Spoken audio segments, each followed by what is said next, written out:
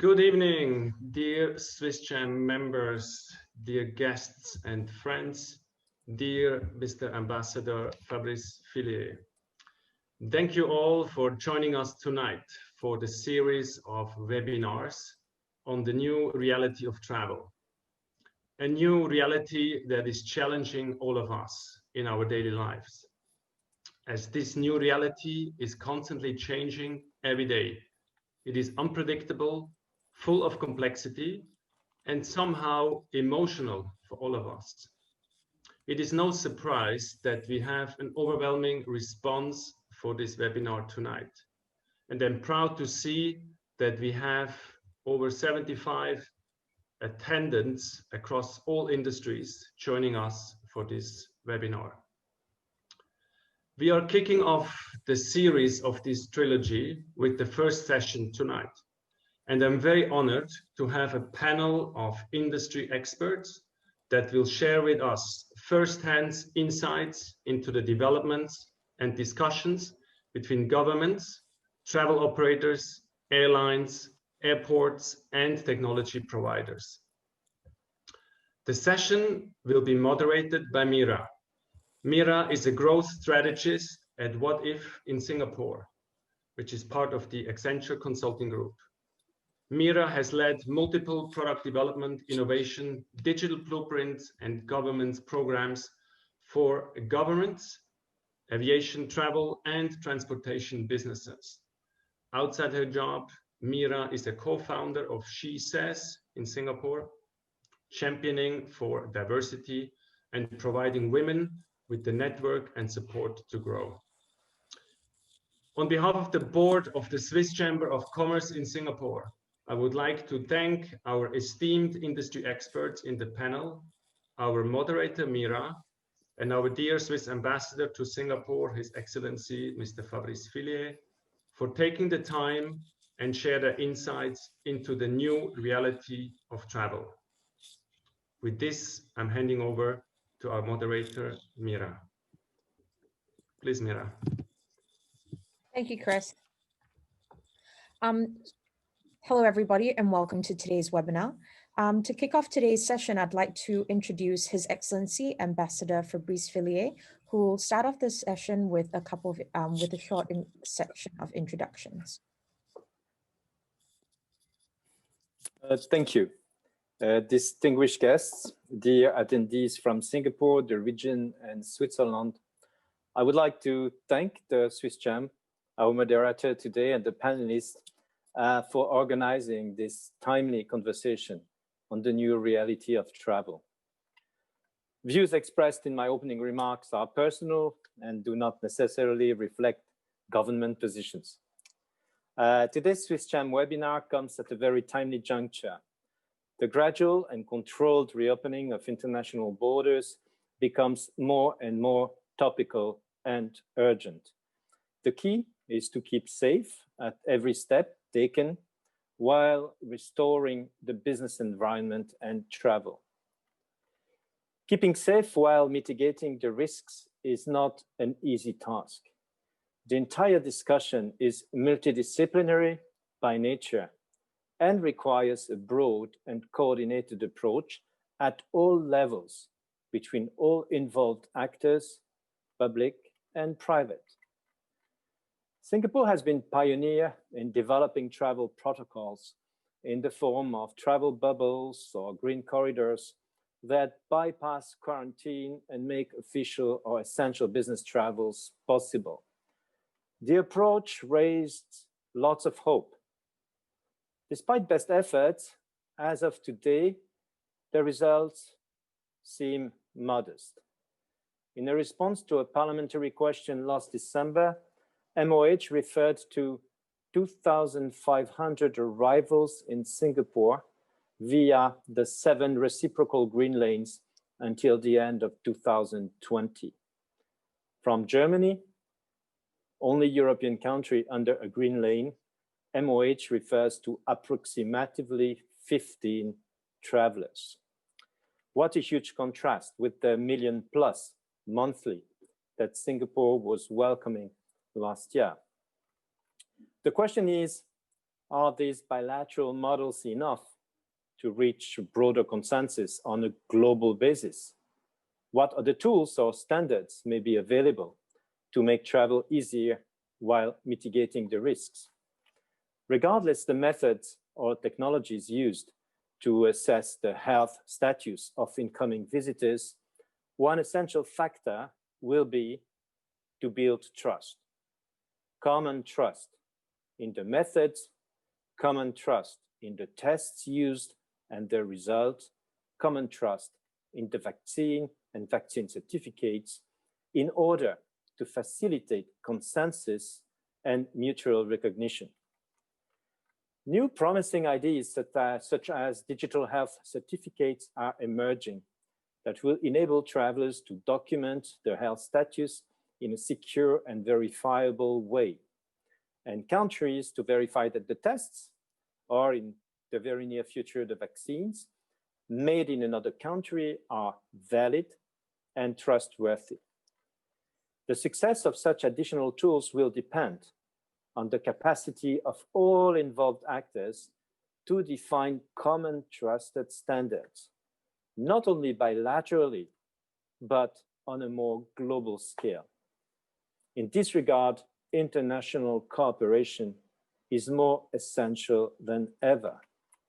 These are only few aspects of the questions which you will be discussing today with the eminent policymakers and experts in the panel.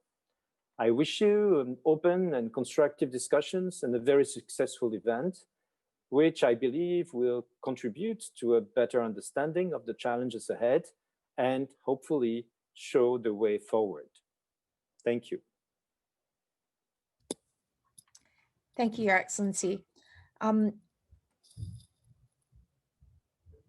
These questions, that was a great start to today's session. So in terms of moving ahead, before we get into the panel session, we will have a short introduction from Vinup Goel. Vinup is the Director of Airports and External Relations at IATA in Singapore. He is based at the Asia Pacific Regional Office in Singapore and leads a team that is responsible for all of IATA's activities in the Asia Pacific region relating to airports, passenger experience, baggage, ground handling, cargo supply chain, security and facilitation. In addition to this, Vinup also heads the Member and External Relations Department for the region that is responsible for IATA membership and government policy issues. So addressing back to what His Excellency was just speaking of, I think he would be able to provide us with some great insight before we kick off today's panel. Vinup, over to you.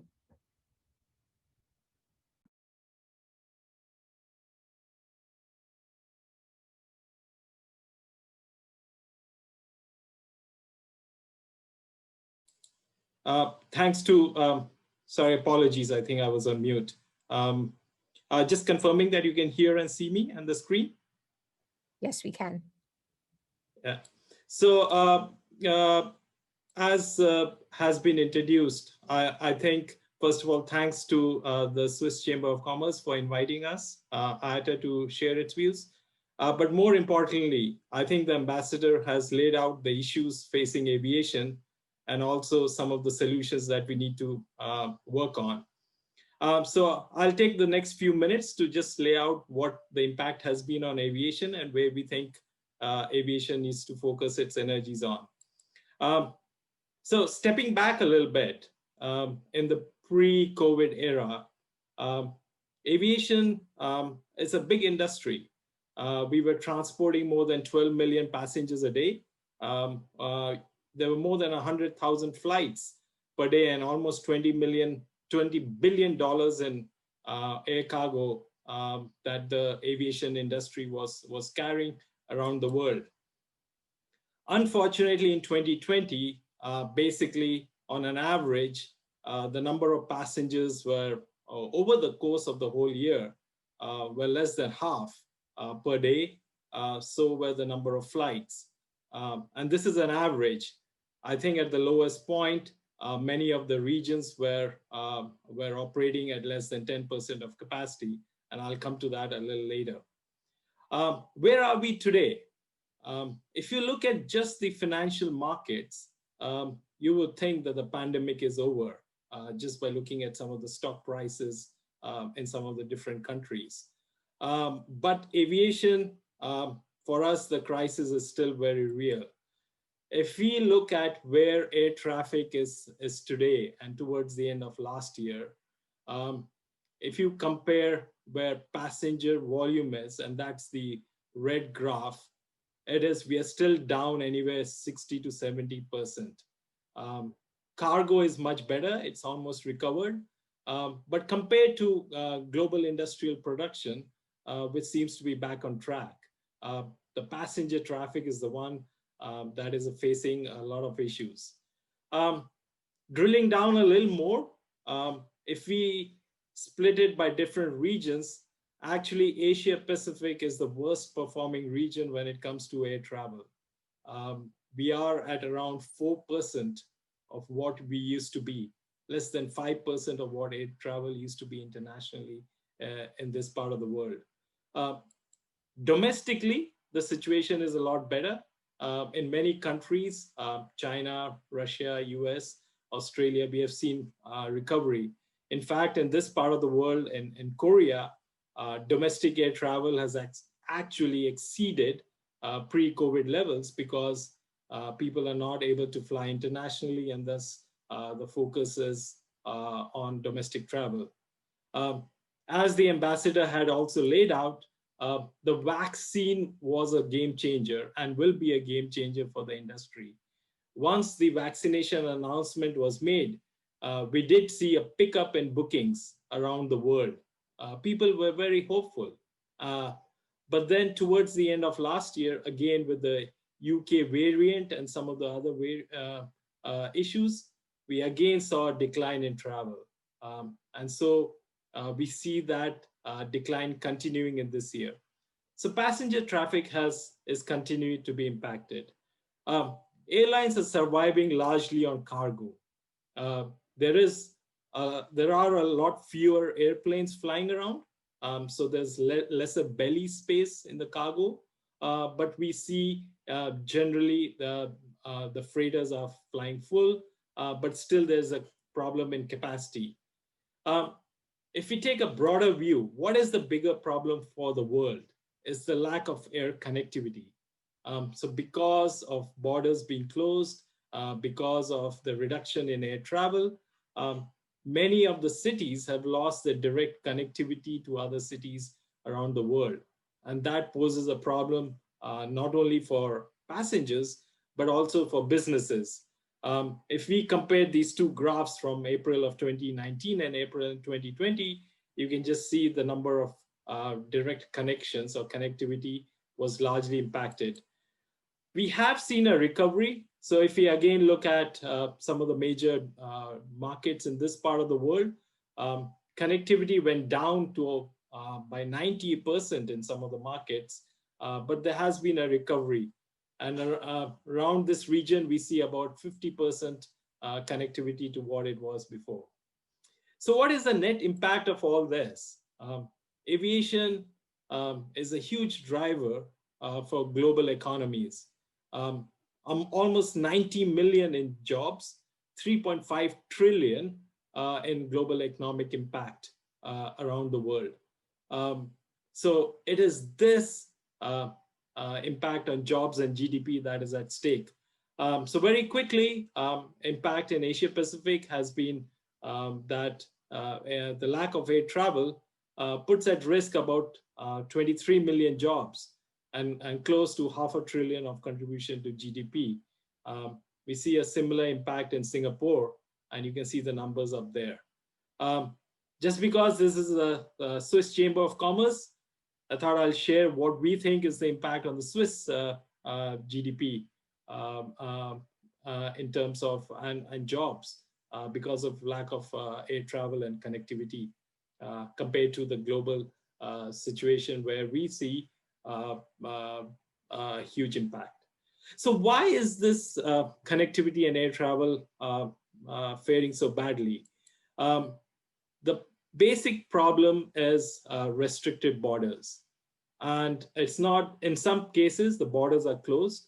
In some cases, there are heavy restrictions like quarantine.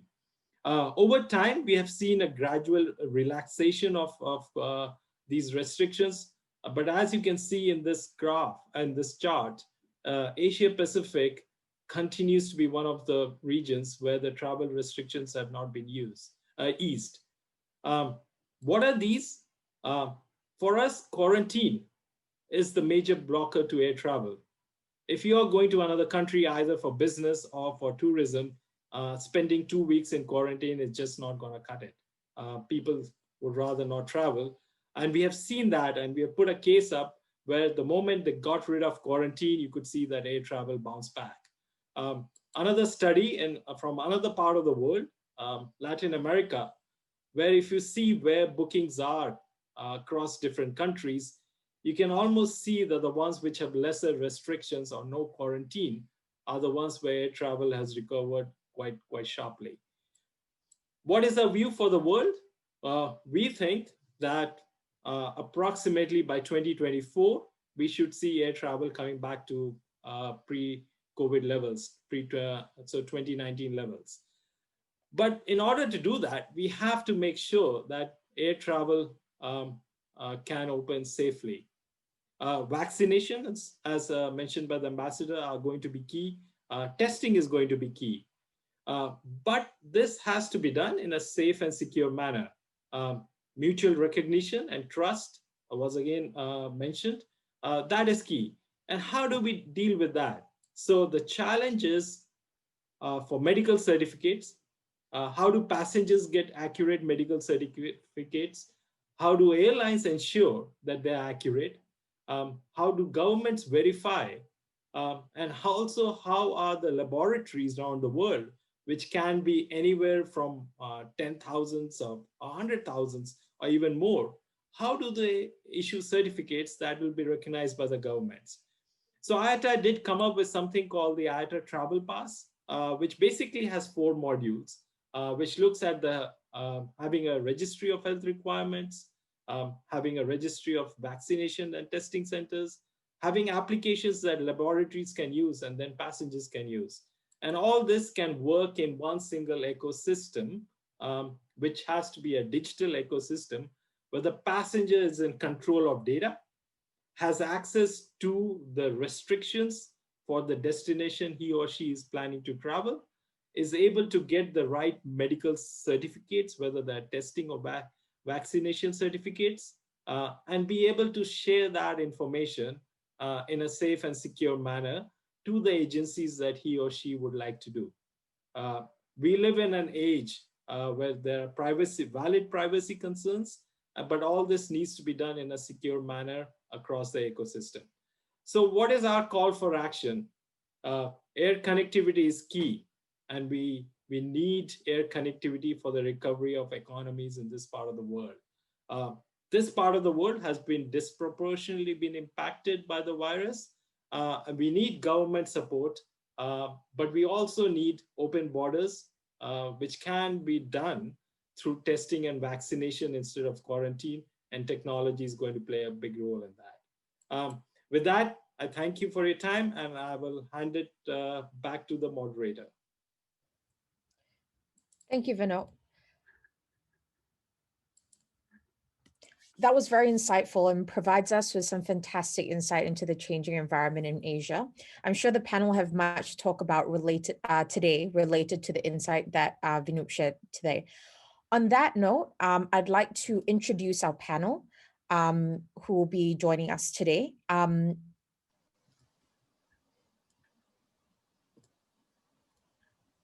So Vinod will be joining us for the panel. In addition to this, we also have Heiko Brix, who's the Director for Sales in Southeast Asia and Pacific at Lufthansa Group in Singapore. Heiko comes with 28 years of experience in the tourism industry in the areas of sales, call center management, process management, and change processes. He's got 18 years of management experience, including 2 years as a team leader in the business travel management team, as well as having been part of the Lufthansa Key Account Services team and in various positions at Lufthansa in and outside of Germany. Additionally, we also have Mike Tansey, who is the Managing Director for Growth Markets and a travel leader at Accenture. He leads the essential travel industry business across our growth markets team, which is every country except North America and Europe, and is also responsible for the Singapore Airlines and Qatar Airways client relationship. He's been in this space for about 22 years, with 15 of those specializing specifically in travel, and has worked with organizations like Singapore Airlines, British Airways, Intercontinental Hotel Group, Cathay Pacific, Marriott International, and Qantas. His personal capabilities focus on customer experience transformation and the application both online and offline across the customer journey. Lastly, we have Sasha Foles, who's the General Manager of OVD Kinogram in Asia Pacific. Sasha is a General Manager in Singapore and a member of the German Kurz Group. OVD Kinogram is a global market leader in the development and production of optically variable authentication devices, such as those protecting numerous passports in Southeast Asia, such as those the Singapore dollar or the euro note. Latest innovations focus on the unique integration of digital and physical security technologies. Sasha leads OVD Kinogram's business development in APAC and is responsible for the relationship with national authorities issuing travel credentials, central banks, and national security printers. Now, as we kick off into the panel session, we'll be asking our panelists a couple of questions, but do know that there is a chat group where we will be opening up to Q&A. So before we kick off into the Q&A section, we have a couple of questions set up for our panelists. So maybe we can start with Vinup and Sasha, and maybe Vinup, if you want to expand on the presentation that you just shared. Based on the most recent news cycle that we saw in today's papers, as well as your presentation and IATA's latest, certification of health is the new way forward. How do you think we can ensure the certification process, and you showed us the 4 modules that you had earlier on, but how is IATA going to work with carriers and local governments in Asia? So thanks, Mira. That's a very good question. Now again, let me start by saying that this is all new. And to a certain extent, we are developing the technology while we are implementing it or trialing it right now. So you may have seen some news. We are doing a number of pilots and trials just to make sure we get the right model that can work, again, across countries and across the world. You do not want to have one standard that you have to use for, say, traveling to Indonesia versus another standard that you have to use for travel to another country, Malaysia.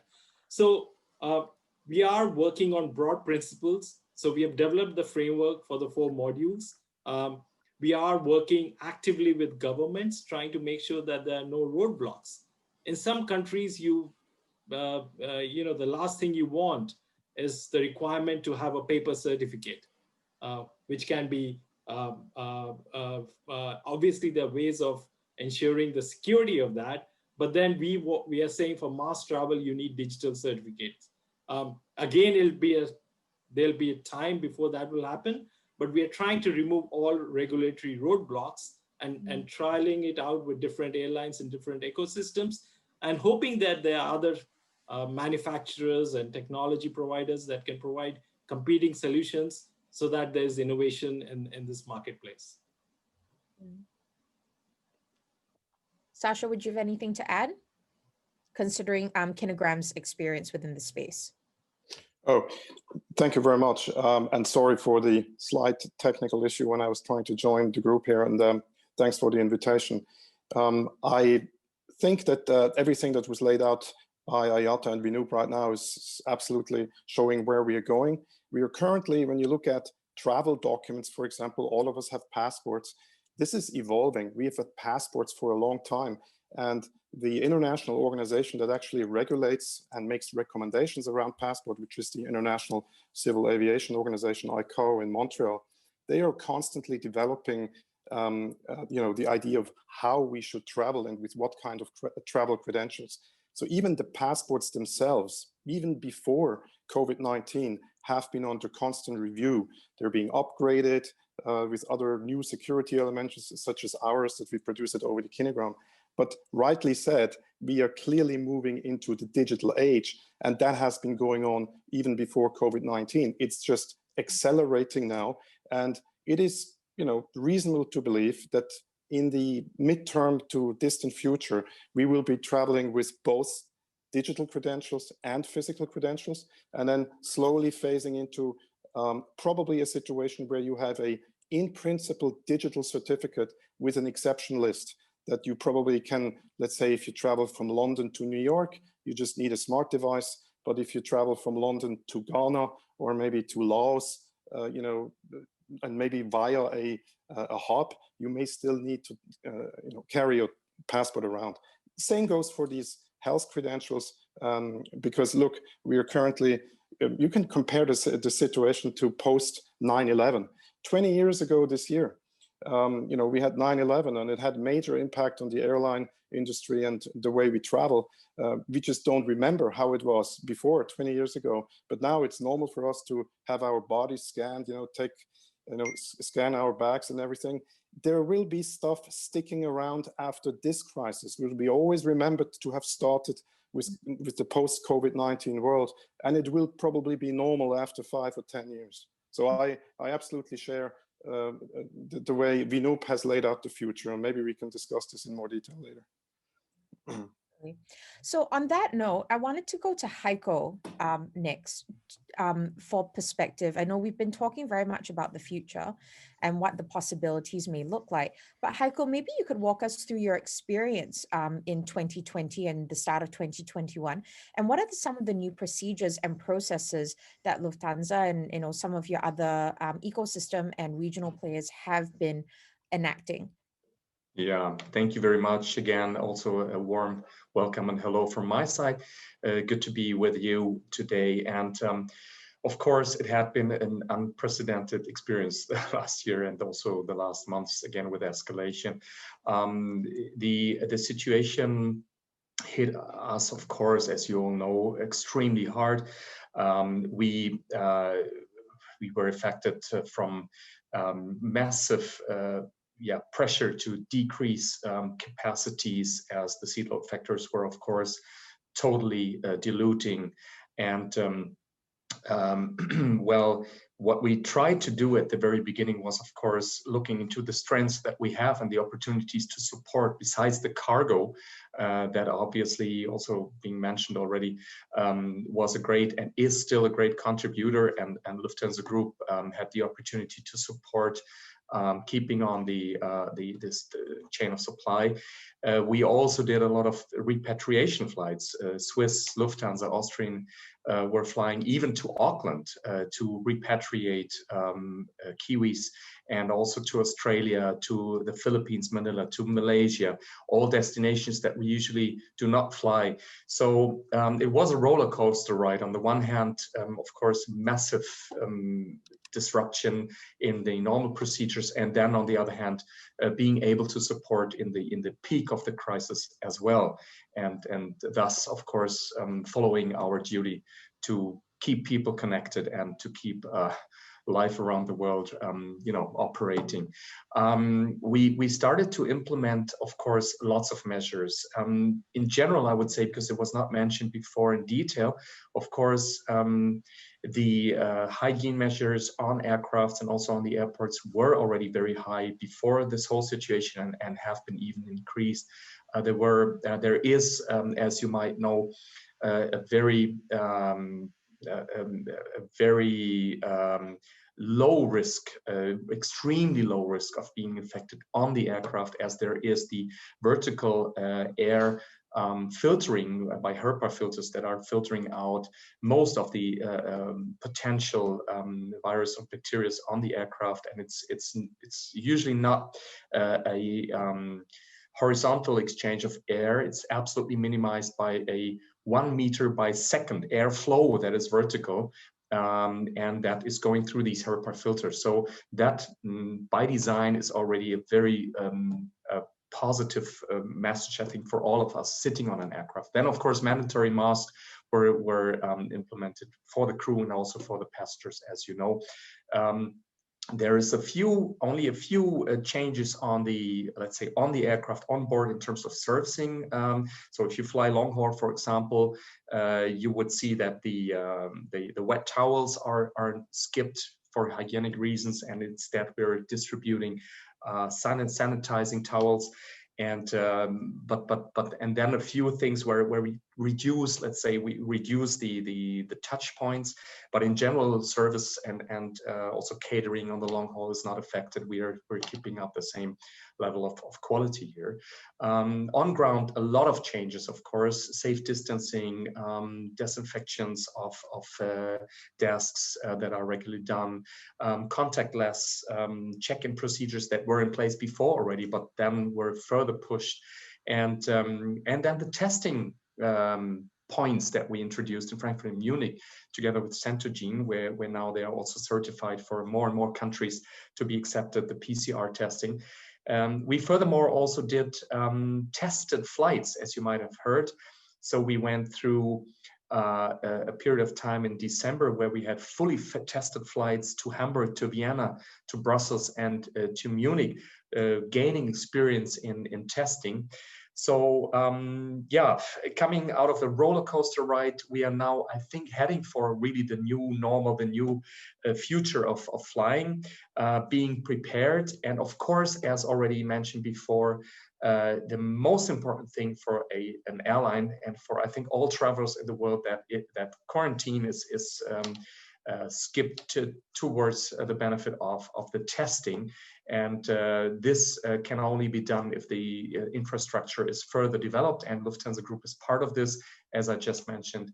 Furthermore, initiatives like the IATA initiative that was just mentioned with the travel pass, of course, is a very, very important initiative that Lufthansa Group is supporting. So having the digital infrastructure and the physical infrastructure to ensure a new way of traveling and a new standard of traveling to avoid quarantine. Quarantine, of course, is totally poisoning travel and the airline industry itself. Thank you, Heiko. So I guess moving then on to Mike Tansey from Accenture, the world that Heiko, Sasha, and Vinoop have described seems to recommend lots of new players who are both government and health, as well as travel and airlines and the passenger themselves, as well as multiple systems when it comes to technology. In the new world of travel, from your point of view, what does the ecosystem and the travel experience look like? You're on mute, Mike. Yeah, thank you, Miriam. Thank you. Hello, everybody. I think there is no doubt that a big new player has entered the travel ecosystem, one that didn't exist before. And not only are they in the travel ecosystem, but they are the king. They are making all the decisions, and that is the government health departments. The Minister of Health is now arguably the most important member of the government, maybe even more important than the Prime Minister. It's the Minister of Health who is deciding what is happening to travel, implementing quarantine, testing, opening borders or not opening borders. And that is true the world over. And the Minister of Health has previously not really been a very big player in the travel ecosystem. We've all been to, dare I say, exotic places where we've had to have vaccinations for yellow fever and hepatitis, etc. But that's been a minor role. Suddenly, as I say, the Minister of Health is the person who's making those decisions. And it doesn't matter if the Minister of Transport and the Minister of Finance is saying, hey, we've got to open up. We can't, it doesn't matter. Not at this stage. And it'll be interesting to see when that tips the balance. I think in their defense, we only have to look to Singapore, which has had its borders closed now for 9-10 months in effect with quarantine. And yet only this week, we've seen the first community cluster appear. And you ask yourself, where on earth does that come from? I mean, we all live here. We've not left the island. Everyone that's come in has done quarantine and testing, and yet we have a community cluster. And sadly, that just gives more ammunition to the health department. So the health department is a big player, and it'll be a player for the long term, as my colleagues have also mentioned. And an extension of that, of course, is the testing laboratories. I think everybody recognizes that this is not about living a life without COVID. This is going to be about living a life with COVID, which means that testing and vaccinations will be here for the long term. And equally, people are expecting that there will be another pandemic sometime in the future, right? So the infrastructure needs to be there. From a technology ecosystem perspective, the pandemic is the problem that blockchain has been crying out for. When blockchain came around, we all know that this was seen as the bright future. This was going to change all our lives, until people started saying, how, what? I'm not going to buy Bitcoin, so how is blockchain going to help me? And the most fundamental part of a blockchain network is trust. And as my colleagues on the panel have said, all of them have mentioned, trust is at the heart of opening borders. So we're going to start to see blockchain technology partners coming in. I think the most critical part of that technology infrastructure will be open standards. There are a lot of players, as you can imagine, jostling for position. And I urge governments and airlines to avoid implementing closed ecosystems that require proprietary technology, because particularly Sasha and his point of view around how do we create equality across the world, and if we create a situation where only the richest nations who can afford the latest technology can participate, then the world is heading for a very sad place. So we'll start to see those technology players. I actually think from a customer experience perspective, once we start to get the digital platforms in place, the customer journey will change very little in a year's time. Getting there, we're going to see more queuing as we go through the different steps. But there should be it is entirely feasible that I can share my digital health certificate, my digital identity in a frictionless way, just the way that we used to walk through Changi before with facial recognition. So there's going to be a lot more friction to come for a while, but that should be short term. Okay. Well, let's talk about the customer journey and experience. There are a number of questions that have popped up into our Q&A, largely around the vaccine. So one of the first questions that's come up is, would you agree that being vaccinated is a prerequisite for future cross-border airline travel? So to all of our panelists, vaccination or quarantine? Let me go first. So I think actually in the short term, testing is much more important than vaccinations. And the main reason for that is that it's yet to be proved that if I've had the vaccine, I'm not a carrier of the virus. And of course, it's the carrier of the virus, which is the most important factor in the short to medium term. And that's why, again, all my esteemed panelists are talking about the need for efficient and trustworthy testing before vaccination. And it's only when we start to see critical mass of vaccination in all countries that the need for testing will go away. So testing and vaccination will be here combined, will be around for a long time. I don't think any government is going to mandate that you have to have a vaccination. We've seen many governments shy away from that, and I think that's the right approach. But the stick will be quarantine. So it will be, you've got to have a test, you've got to have a vaccine, or you're going to have to spend, as you do in Singapore, 2 weeks or 3 weeks now at your own expense. So what are you going to do? I mean, it's a great way of driving behavior. So I don't think we'll see mandatory vaccinations, but the implications of not having the vaccination that will be so severe that it will drive up adoption. I would maybe just, sorry, yeah. No, Vino, go ahead. Go ahead. No, go ahead, Eiko. Okay, just quickly, out of our perspective, I would like to sound this and agree with you, Mike, totally that the Lufthansa Group strategy on this topic definitely is put into 3 phases as we see it now. Of course, it's still very dynamic. We see phase 1 where mandatory rapid testing at boarding, pre-boarding, would hopefully give us the opportunity to increase the number of destinations, which currently is still unprecedentedly low, as you know, for the Lufthansa Group and other airlines. And then phase 2 would be kind of a hybrid situation where we would have the either test proof or vaccination proof to be mandatory for them being allowed to travel and to avoid quarantine. And then in phase 3, we would see like the herd immunity kicking in and hopefully then bringing us into the new situation of a normality where we even avoid kind of any proofs in the near future then. But these 3 phases we currently see, so I would totally agree with what you just shared with us. Yeah, maybe all these things are, I very much agree.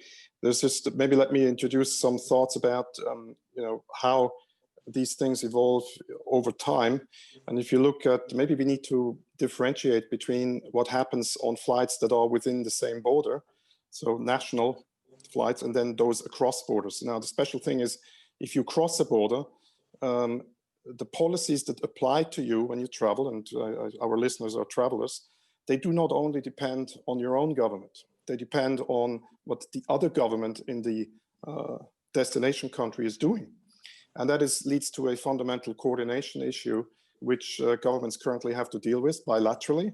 We know that there was a plan between Hong Kong and Singapore to introduce some kind of bubble which had to be kind of canceled on short notice because there was a development in Hong Kong. Then there's regional approaches and potentially in the long term global approaches, which are going to take a long time. And why? Because we are dealing here with, in English, we have 2 terms, security and safety. 9/11 was about security, and security is at the heart of every state. It's why they exist. And now we deal with the safety, health issue, which is also at the heart of why governments exist and protect their population. And the funny thing is, if you impose conditions on those who travel to your country, most of the time, many of them are foreigners. And politicians, they tend to maximize their probability to be re-elected. If you impose conditions on foreigners travel to your country, it doesn't hurt you so much. So you can ask travelers who travel to you to have a vaccination and to prove it, or to do certain tests. And you're not going to play around with your chance to be re-elected. So I do expect kind of mandatory vaccination, but not for your own citizens and voters, but for those who travel to your country. So the positive note on that is that these requirements will actually lead to some kind of increased adoption of vaccinations, because all of those who want to travel internationally may have to get a vaccine, but maybe not when they travel nationally. So that's my view in the short to longer term period. Vinu, over to you. Yeah, so Mira, I just wanted to add a different aspect to this, that there is probably not going to be one solution that fits all. And there's not going to be a cookie cutter approach. And one of the concepts we talk about is risk analysis. So the risk of someone, so all the countries are putting in border restrictions to eliminate or reduce the risk of importing the virus, right? So the risk of importing the virus from country A is going to be different from the risk of importing it from country B. And that's why you'll probably need to have an approach that it's similar to what Singapore has done. If you're coming in from country A, B, and C, these are the tests you need, and this is your quarantine requirement. If you come from countries D, E, and F, you don't need quarantine, and this you need a different testing. And I think we will probably see that initially, even with vaccinations. To require everyone to have vaccinations, vaccinations will take time. They've just started being rolled out. There are issues with the logistics and the rollout again. They estimate that the whole world population may not be vaccinated till maybe 2022. So if you're looking at that, there is going to be a risk-based approach. And we say you can sort of customize your testing and vaccination to meet the risk requirements and the risk tolerance. So if I'm Singapore, again, taking Singapore's example, And if I had vaccinated all of my citizens and everyone living here, I'm probably more relaxed about opening borders. And so I may not require, because I know my population is not going to fall sick. So it's not going to be a cookie cutter approach. It is going to involve a risk analysis and will also involve the risk appetite of the government, culturally and politically. Thanks. Thank you, Vinod. I'd like to ask Heiko a question that came in on our Q&A.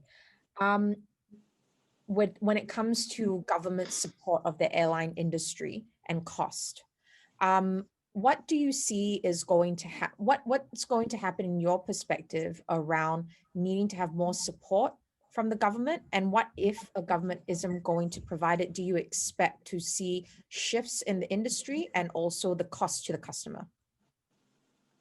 Yeah, that's a good question. And of course, we're also observing that very closely. You know, or many of you might know and might have followed the massive support that Lufthansa Group, besides many other airlines in the world, got from the governments. And of course, we're grateful, but it's somehow also a poisoned gift, right? Because we have to pay back. And we have to pay lots of interests. In the first years, it's 4%, and then it's raising up to 9%. So it's, whenever I have discussions with friends of mine that say, yeah, you guys are lucky, you know, you get the money from the state. I say, well, you taxpayer and I as a taxpayer are actually doing a good deal with Lufthansa Group because we're getting back some interest. But still, I mean, it was extreme. It was, of course, very close. It was very emotional in summer when we got the support from the state. And we're grateful, because otherwise Lufthansa Group would have been running into bankruptcy. That's absolutely clear.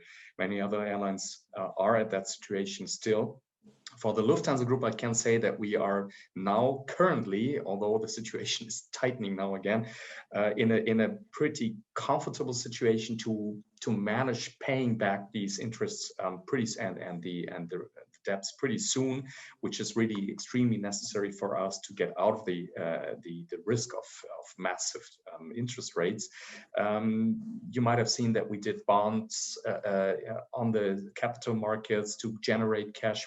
We're selling aircrafts and release them, so we're additionally raising cash, and of course we're going to also sell some assets as Lufthansa Group. So we have a very strict strategy on keeping our cash together. When it comes to the question, what does it mean for the customers? Yes, there will be consolidation for sure. Lufthansa Group, for example, was looking for consolidation before the crisis, very intensively looking into opportunities to consolidate, because before that, some airlines were already weak and actually tried to find new partners. This is now not so likely to happen immediately because we just don't have the money to realize consolidations short term, but midterm it's definitely still an option, and that would lead to some consolidation. Will that lead to rising costs for the customers? I personally do not see that, although my CEO Carsten Spohr is always trying to promote higher ticket costs. I think many other CEOs in the world now as well. But that's more driven by the low-cost development in Europe, as an example, and in other areas where, of course, this low-cost model is deteriorating average ticket prices, and we, as a classical network airline, are fighting with this development. It's not so much driven by the long-haul topic, where I think the mix is still more natural and more manageable in terms of commercial success. I don't see consolidation going into a direction, although the situation is extremely disruptive now, that customers would be suffering from very high costs in the near future. Why? Because there is still competition going on in this world, around, of course, the Gulf carriers, etc., where a lot of support by the states is happening long term, and here we still see massive competition, even if consolidation is kicking in, massive competition that wouldn't allow any airline to do extreme increases in terms of ticket prices. So competition will be ongoing, and I think the the competition will even increase right when the kickoff and the ramp up will be happening, because everybody's of course trying to catch the greatest piece of the cake when it comes to ramping up the business. So I wouldn't worry too much to be paying much more in future for a long haul ticket, Singapore Frankfurt, for example, or Singapore Zurich. Thank you. And so, Mike, what do you any perspectives on what Heiko just shared? And just going back to our Q&A as well, one of the questions that's come up, which I think that might be of interest to you, that I think that people will be interested to hear your point of view, is what shape do you think the travel economy recovery will take? Sure. Just going back to Heiko's great comments, I think I'd put it the other way. Any customer that is waiting for bargain bucket prices to fly anywhere is going to be very, very disappointed.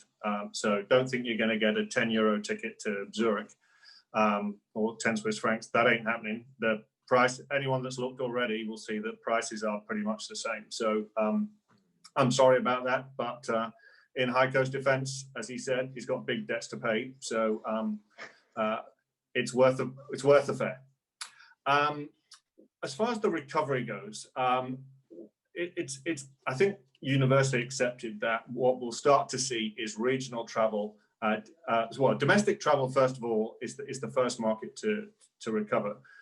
In our region, of course, there are countries with that have got decent domestic markets: Malaysia, Indonesia, Thailand. And we've seen that, I'm sure Vinod will back me up and say that, well, we saw it that China domestic travel is almost back to, if not back to pre-COVID levels. We also see, of course, that in those countries, they opened up their borders before, they domestic travel before Christmas, and now they've gone into massive hard lockdowns because that's created lots of COVID cases throughout the country. So I'm afraid we're going to start to see, we'll see a stop-start to domestic travel. In all our interests is when will borders open, and I think we'll start to see inter-regional travel take place in the second half of the calendar year, because that's when we'll start to see a material amount of vaccinations and also the more robust testing regimes. And I think it's very likely that governments will restrict their borders to regional travel. So it's not even a case of customer demand, although customer research does show that people will want to travel shorter distances initially rather than long haul. And unfortunately, the reality is that significant long haul travel will come at the back end of the calendar year, and that's when most vaccinations, again, as Vinod said, it's going to take that long for there to be herd immunity in certainly in the Western world, which will give confidence to countries to open their borders to international travel. It's not to say that if you can probably tell I'm British. I'm desperate to get back to the UK to see my family. I'm sure I'll be able to travel before November, December. There may well be some penalties, etc. But so you will be able to fly long haul, but sadly for Heiko and the other global carriers, it's not going to be in the material level. So the bad news is anybody wanting to go on holiday in Southeast Asia, you're going to have to sit tight for a bit longer. But then we'll start to see that take place in the second half of the year. Heiko, over to you. Yeah, thank you. Well, I agree, but of course, I still work on speeding up the process. What I want to add is because I'm really, I mean, we do have one frequency of Lufthansa flying to Frankfurt every week and 2 frequencies of Swiss. Yeah, we were on 14 frequencies with Lufthansa, Frankfurt, Munich, and 7 frequencies Swiss before the crisis. So it's of course, it's a complete disaster, and we're working on increasing the frequencies. And we're hoping for the World Economic Forum in Singapore, to kick off a little bit of traffic here around this event, and hopefully also in summer we would see some testing regime kicking in and quarantine to be reduced. There's also the RGL, the reciprocal green lane agreement between Germany and Singapore that we're testing out, which is not yet dynamically creating demand, but at least it's a new approach, which hopefully for Switzerland would also be an opportunity to look into a similar thing here. But again, I agree that of course the long haul is much more complicated than maybe an area of Europe where the European countries would agree within Schengen on a certain kind of approach to be kicking off earlier. What I would like to add is the German Chamber of Commerce did a survey where exactly these questions were asked. You know, how let's put it that way, how desperate are you to travel again on the long haul? And I must say the answers were quite surprisingly bold in terms of we want to travel, we need to travel. We as a company are dependent on visiting our partners and our customers, or taking care of the machinery that we put into place in Vietnam to maintain, etc. So this is really encouraging what you see there of travelers, not only for private reasons, which you just mentioned, Mike, which is also a big topic for me with visiting my mother that unfortunately fell sick in Germany. This is something that a lot of people are desperately hoping for, to immediately kick off traveling again, the so-called VFR, how we call it, visit friends and relatives. This is the most stable segment at the very beginning, but also the business travel, which a lot of airlines now call almost dead. I don't see that. I think, yes, it will be less. It will be, of course, a slower, softer start, and will not come back to 100%. But there is a very strong need to visit business partners, to see business partners on a less frequent status, but still it's needed. And this drives us as airline to make it happen as soon as possible, to come back with more frequencies, with 3 frequencies hopefully in March, and then with 7 frequencies in summer. So we're working on it, but yes, intercont is the more complicated for the obvious reasons. That's just my quick comment on that one. Yeah. So, I mean, let's talk for a moment about easing of quarantine regulations. So, everyone's been talking about the need to travel, because I think that the world that we're living in is a lot more global, and obviously with business travel and family travel aside. 2 questions. And I know Vinup's kind of addressed this in our Q&A, so love to hear from Vinup and from Sasha as well. Easing of quarantine regulations may not necessarily kick in as quickly, but what is happening is that there seem to be multiple travel certification programs being announced. The UN has come up with one. There's certain countries which are thinking of establishing their own. So how is it that these different platforms will be able to merge together, and what should travelers and airlines do in that sense? So maybe Vinod, we can start with you. Yeah, so thanks, Mira. So I think, there are a couple of things here. I think the ambassador had given some numbers of, about the 2,500 number that was quoted in the parliament here, about the number of people who had used the lanes that have been in place for a number of months. Many people were surprised that the number was so low. As someone who has actually experienced one of those trips, it is not easy. There are additional procedures you have to follow. There are different restrictions. You have to figure out which ones do apply to someone.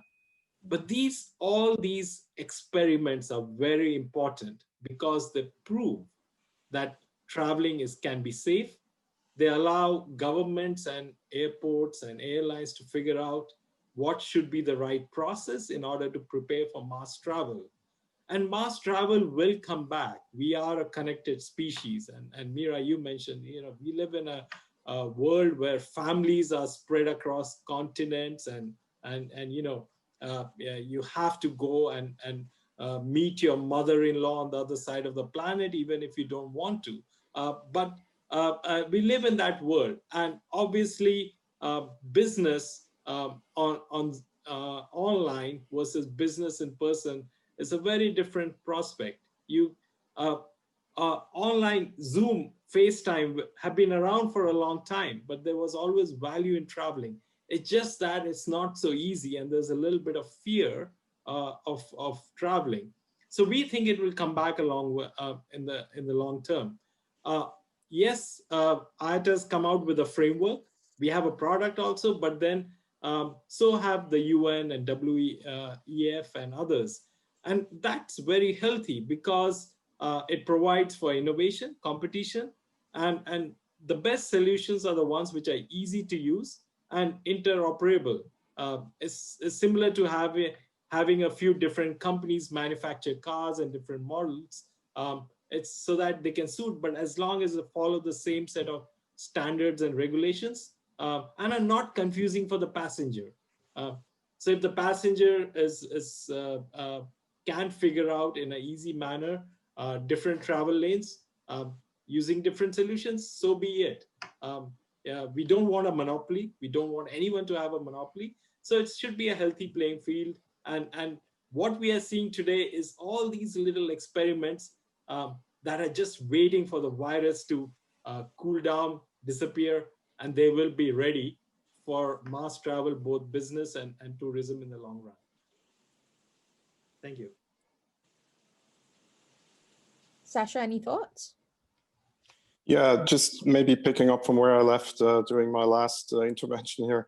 I mean, we're dealing with a safety issue by nature. And as Vino has said correctly, I mean, what airlines, if you just look at the airlines, because it's the larger tourism industry as well, we need some mass to come back in order for that industry to recover, right?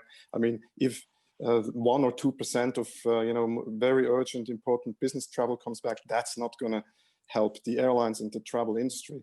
There's tourism as well, but business travel is probably a very important part of travel in general, because that's where airlines and others make considerable profit, because they tend to sell into higher end classes within their planes.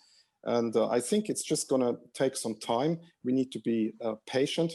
There's an interesting relationship between how well you do as a country on the health front and how open you are with your borders. It's actually an inverse relationship, and that makes the whole thing very complicated. So let's take Singapore as an example.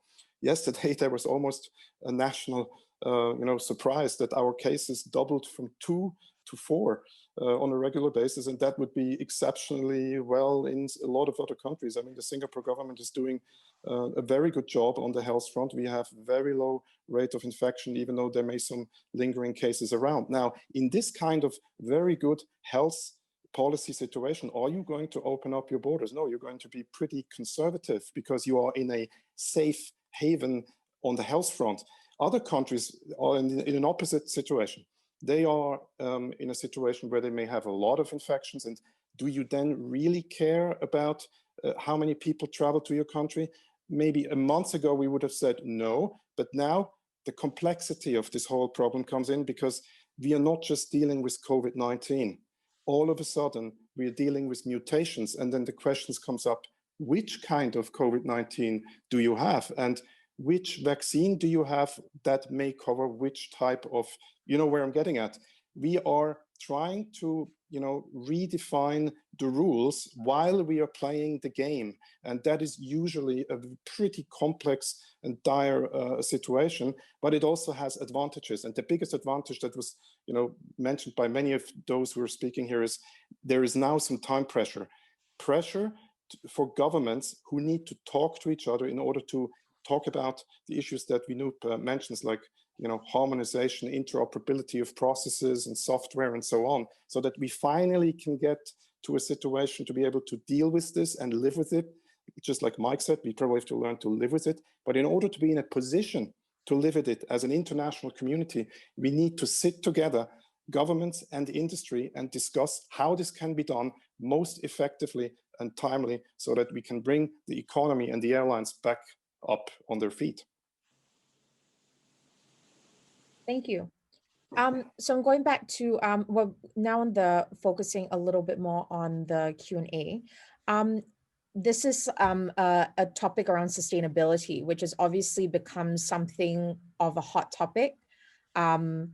The question is, will the dramatic declines in carbon emissions and smog witnessed during the in Singapore circuit breaker lead to any meaningful changes in attitudes towards the climate crisis, or do we expect our habits to return to normal post-pandemic? So I guess would love to hear what Heiko and Mike feel about this area.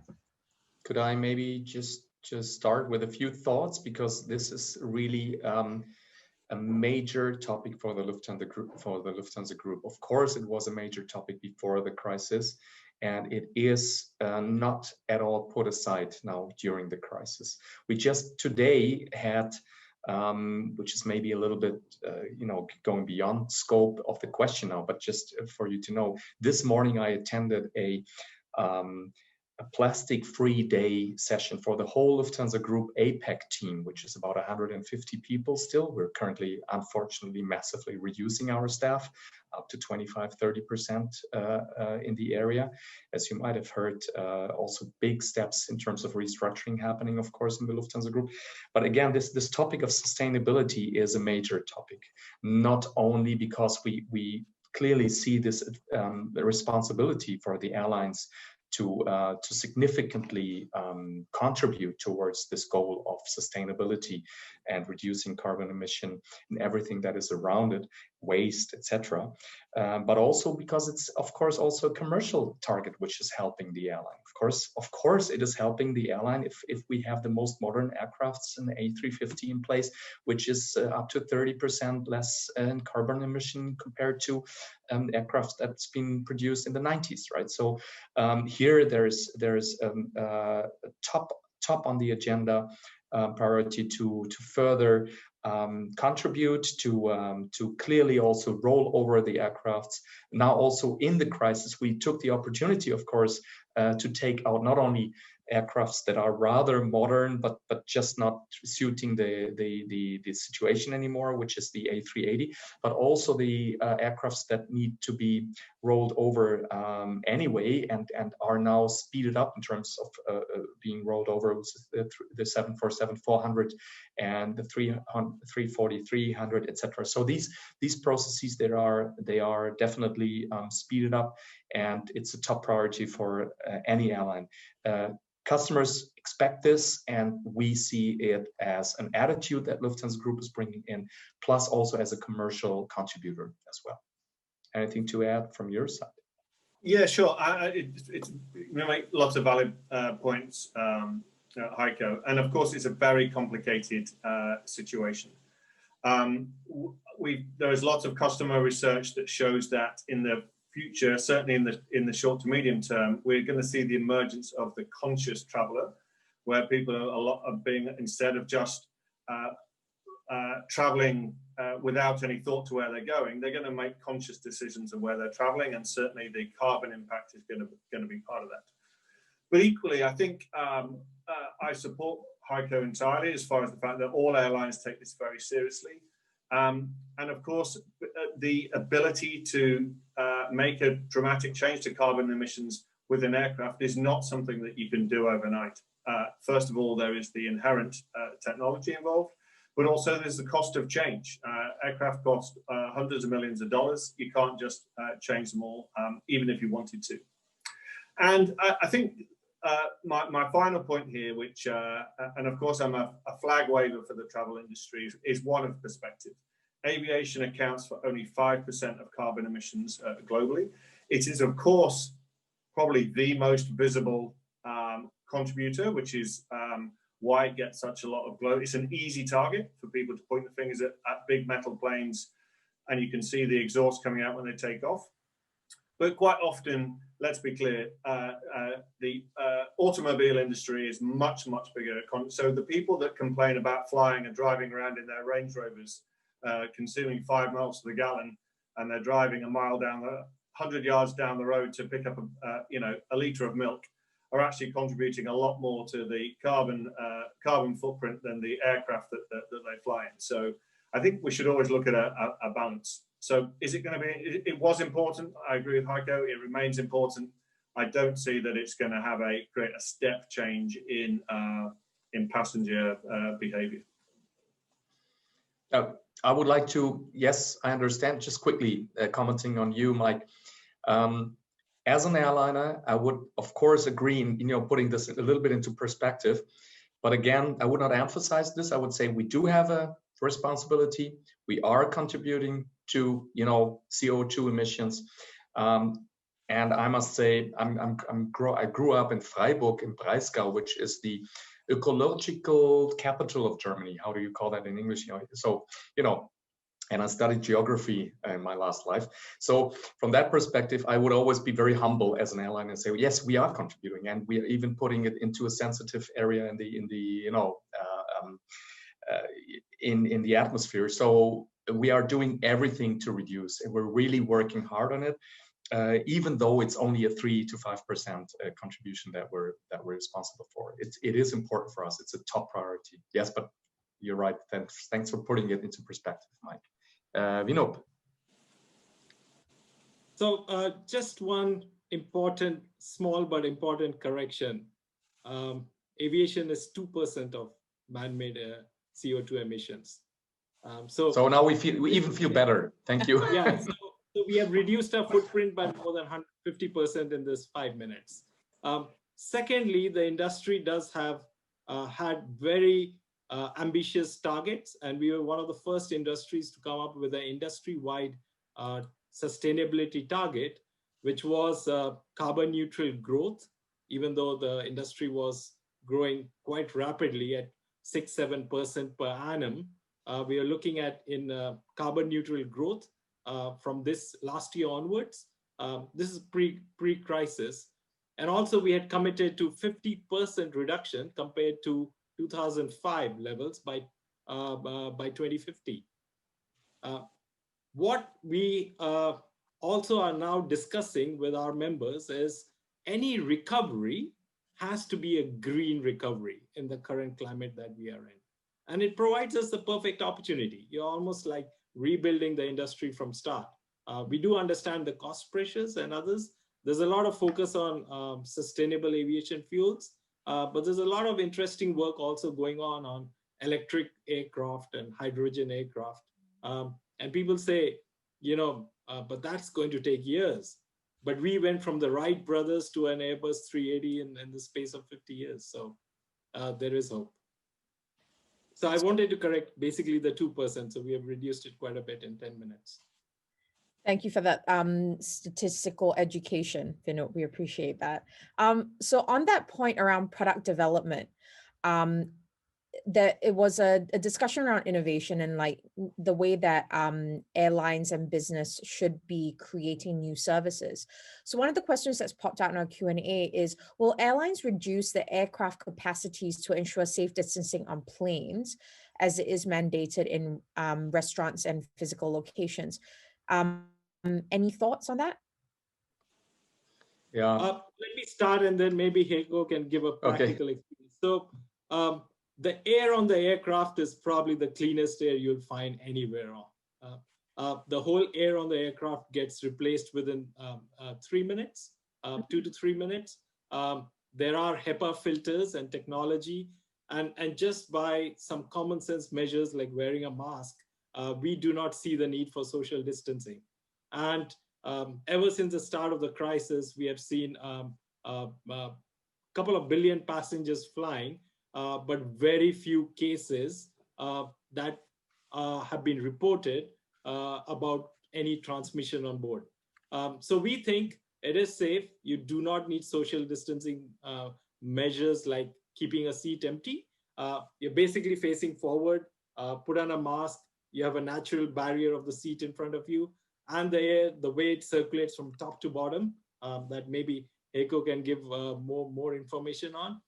We think social distancing is not required. And most governments and airlines understand this and are actually operating in that space. Sorry, Heiko, back to you.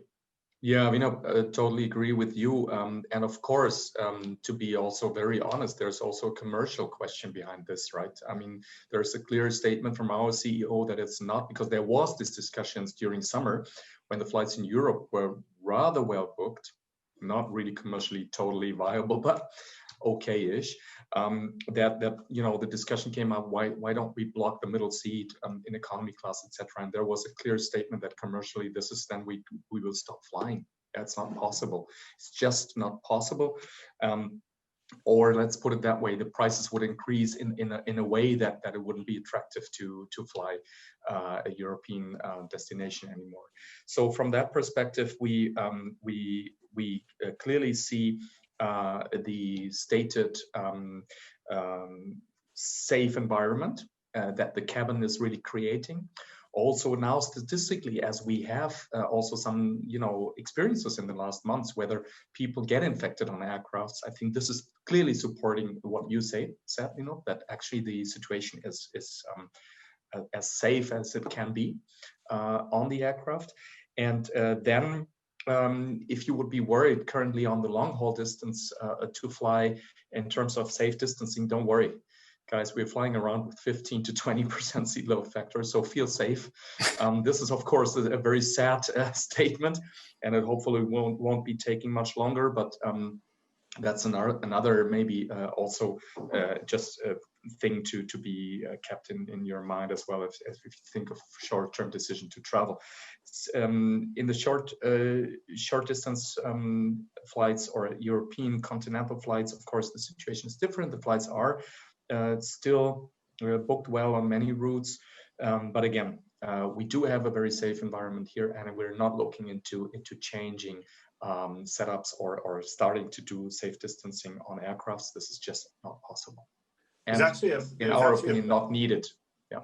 There's actually a very interesting parallel in the US. I don't know if you're aware of it, Heiko, with Delta. So all the US carriers implemented their free middle seats right at the beginning of the crisis. All of them but Delta have changed the policy, and Delta have maintained the free middle seat. And the perception is, as you quite rightly point out, that, you know, revenue management are the guys that are controlling this process. So people are intrigued. Are they charging a higher price? Are they managing to maintain a higher price for these domestic flights to keep the middle seat free? I think they're going to be about 6 weeks later than the rest of the US carriers on their middle seat policy. So I'm with you. It's not going to last forever, but it's interesting to see a major carrier keep the middle seat. Yeah, I would say it's probably also a little bit marketing, which is fair enough. But again, coming back to what is really needed on the aircraft and how high is the risk to be infected if you're sitting on your middle seat, one person left to you, one right to you, have your mask on, and the air is circulated, you know, the meter per second flow from down, you know, from top to bottom, and then is soaked into the floor of the aircraft and it's being filtered, mixed with external air, fresh air. The risk is just manageable, and it's responsible. Yes. Maybe if I make just one point, you know, don't want to give anyone the impression that the industry is sort of balancing health versus revenue management. For us, and the industry, safety has been the #1 priority and will continue to be. From the technology and all our medical studies, we have it has been proven that the risk is lesser and does not mandate the need for an empty middle seat, and which is why that has been kept empty. So we don't see the need to keep that empty. And so it's not a trade-off. Yes, there are implications, obviously, of keeping a seat empty, blocking a seat, but we don't think that is needed at all from a health viewpoint. So I just wanted to clarify that point in case anyone gets a misconception that, you know, airlines are looking at trading off health versus revenue management. So just wanted to make Absolutely. that clarification. Thank you. Thank you. Amira Jain, maybe as someone who is not directly from the airline industry or, you know, consults on it, just from a mere travel experience and travel planning perspective, me as someone who traveled a lot, the thing is, I don't only care actually about the flight experience. I care at least as much about the infection situation in the destination country. My taxi to the hotel itself, the society, how high is infection there? I believe in science. And if I read the papers that have been written about the tests that have been done with air circulation, which are really scientifically based, they look pretty good. And I think if we can work on the basis of pre-departure tests, then I can be sure that my neighbor likely, not absolutely, but likely cannot transmit the disease to me. So that will help. And in the future, that's the good news, hopefully, for the airlines. Once we are having effective vaccines, then individually we can be sure that once we arrive in the destination country, at least I, with a high chance, cannot get sick. So that will maybe lead to some people thinking about, travel to a destination, because again, I don't think it's just the flight. It's how safe am I at my destination in the taxi and so forth when I go to the other country. It's very true. It's all about the ecosystem play these days. And on that note, I think we've gone a bit over time, and I think this was a really interesting conversation to kick off the very first of the Swiss Cham's travel trilogy. So thank you very much to our panelists. We appreciate your time today, as well as the valuable insight that you shared. To everyone who's been writing in questions to our Q&A, we're sorry we couldn't quite address them at this session, but we'll be able to get back to you in the next couple of days with the relevant responses and maybe even the connections that you're looking for.